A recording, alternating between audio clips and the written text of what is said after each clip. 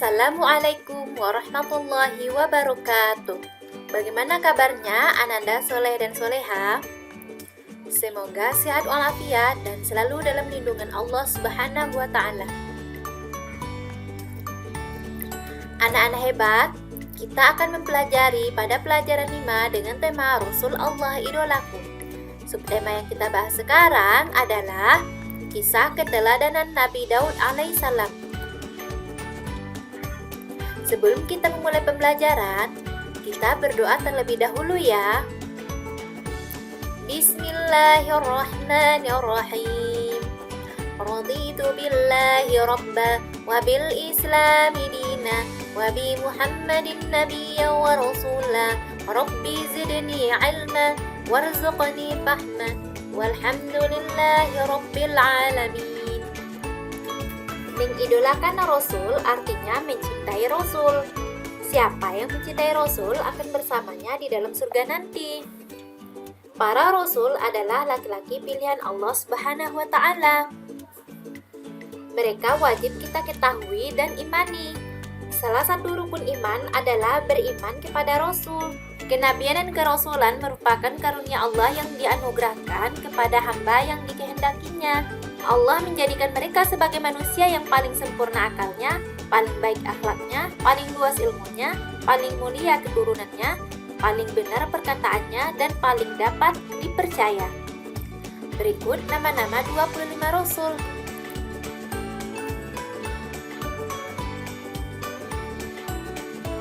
Apakah kamu sudah hafal?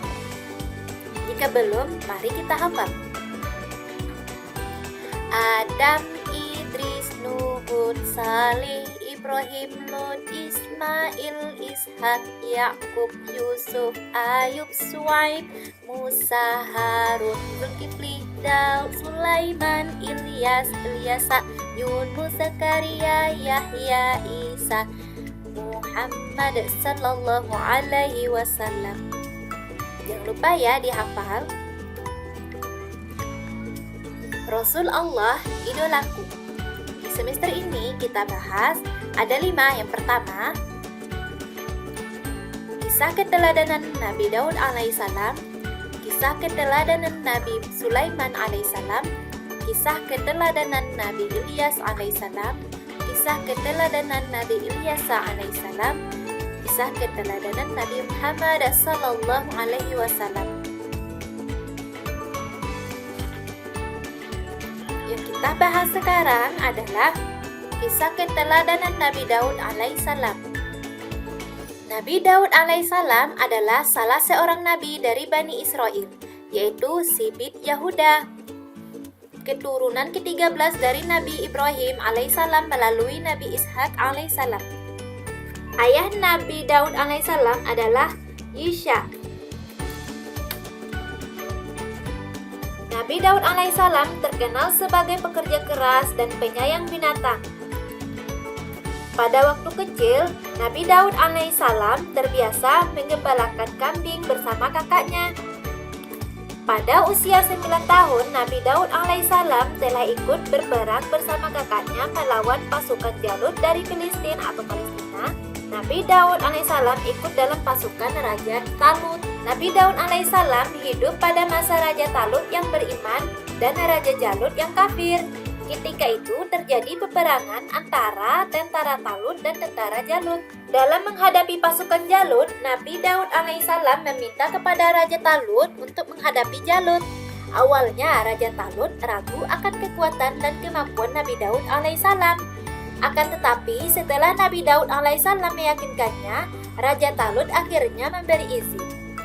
Raja Talut kagum akan keberanian Nabi Daud alaihissalam yang masih muda belia itu. Dalam menghadapi Jalut, Nabi Daud alaihissalam membawa sebuah tongkat, beberapa batu kerikil, dan sebuah bandul atau ketapel untuk melemparkan kerikil itu. Nabi Daud alaihissalam yakin Allah Subhanahu wa Ta'ala akan melindunginya. Nabi Daud alaihissalam juga yakin bahwa kebenaran akan menang dan kemungkaran akan kalah. Dengan berbekal senjata yang sederhana itu, Nabi Daud alaihissalam turun ke medan perang menghadapi Jalut. Dengan izin Allah, Nabi Daud alaihissalam berhasil mengalahkan Jalut. Bahkan Nabi Daud alaihissalam berhasil membunuh Jalut. Dengan terbunuhnya Jalut, maka pasukan Jalut pun mundur dan melarikan diri.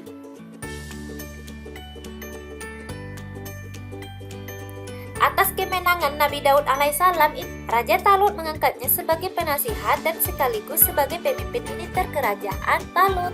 Seiring berjalan waktu, Nabi Daud alaihissalam tumbuh menjadi pemuda yang tampan. Nabi Daud alaihissalam kemudian dinikahkan dengan putri Raja Talut yang bernama Mikial.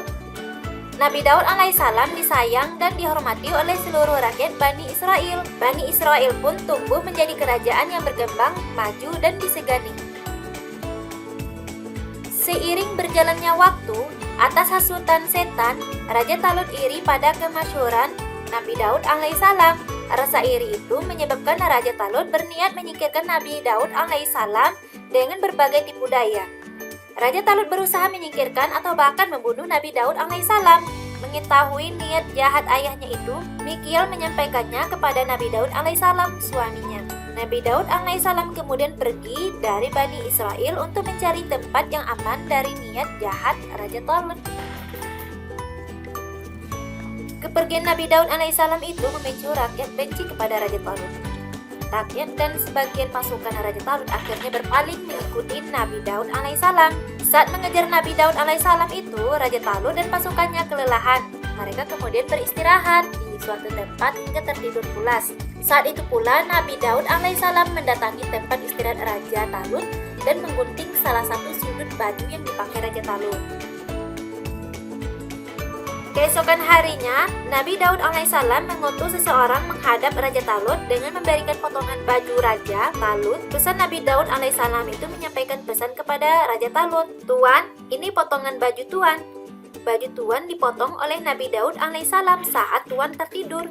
Jika mau, Nabi Daud alaihissalam bisa membunuh Tuan. Akan tetapi, Nabi Daud alaihissalam memberi kesempatan kepada Tuan untuk bertobat kepada Allah Subhanahu wa Ta'ala. Nabi Daud alaihissalam berharap Tuhan membersihkan hati dan pikiran dari sifat dengki, hasud, dan buruk sangka.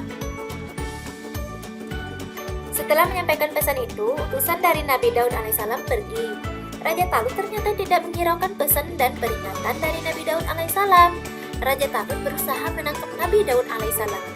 Dan untuk kedua kalinya, Nabi Daud mendatangi Raja Talut saat beristirahat dan tertidur pulas dengan mengambil anak panah dan kendi air milik Raja Talut. Nabi Daud alaihissalam mengirim utusan untuk mengembalikan anak panah dan kendi air itu kepada Raja Talut dengan menyampaikan pesan. Utusan Nabi Daud alaihissalam berkata, "Tuan, ini anak panah dan kendi air Anda." Nabi Daud alaihissalam tidak bermaksud membunuh Tuan. Nabi Daud alaihissalam berharap sekembalinya anak panah dan kendi air ini, Tuan mau bertobat kepada Allah dan menyadari kesalahan Tuan. Andaikan Nabi Daud alaihissalam mau atas kehendak Allah, dengan mudah dia bisa membunuh Tuan. Sifat mulia yang ditunjukkan Nabi Daud alaihissalam dalam dua peristiwa ini sangat berkesan dalam lubuk hati Raja Talut. Raja Talut kemudian bertobat kepada Allah dan meminta maaf kepada Nabi Daud alaihissalam.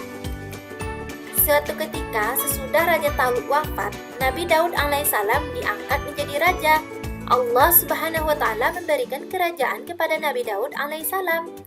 Nabi Daud alaihissalam diangkat oleh Allah Subhanahu wa Ta'ala menjadi nabi dan rasul. Allah menurunkan kitab Zabur kepada Nabi Daud alaihissalam dan juga menganugerahkan putra yang mulia dan bijaksana, yaitu Sulaiman alaihissalam.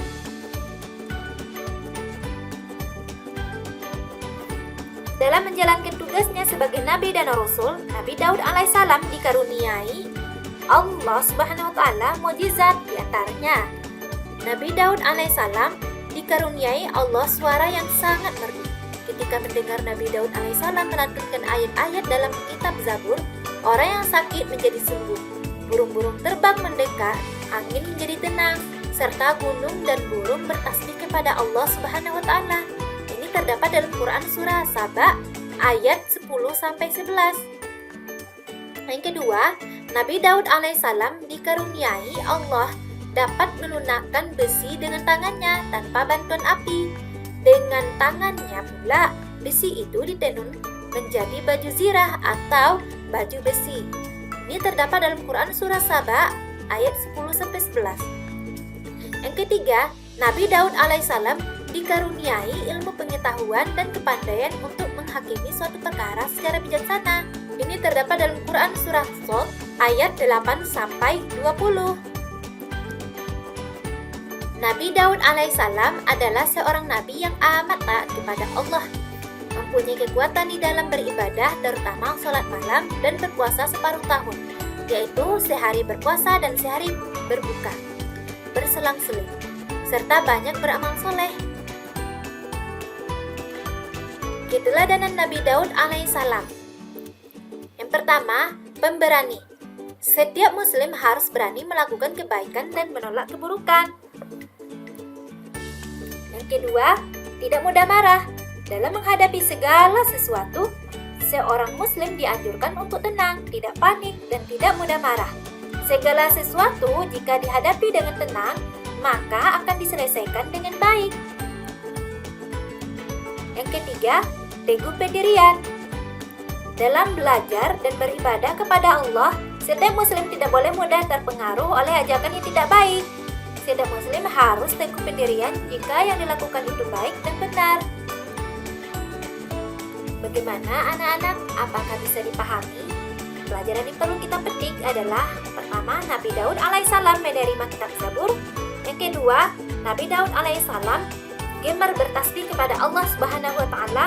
Yang ketiga, Nabi Daud alaihissalam pencipta baju besi.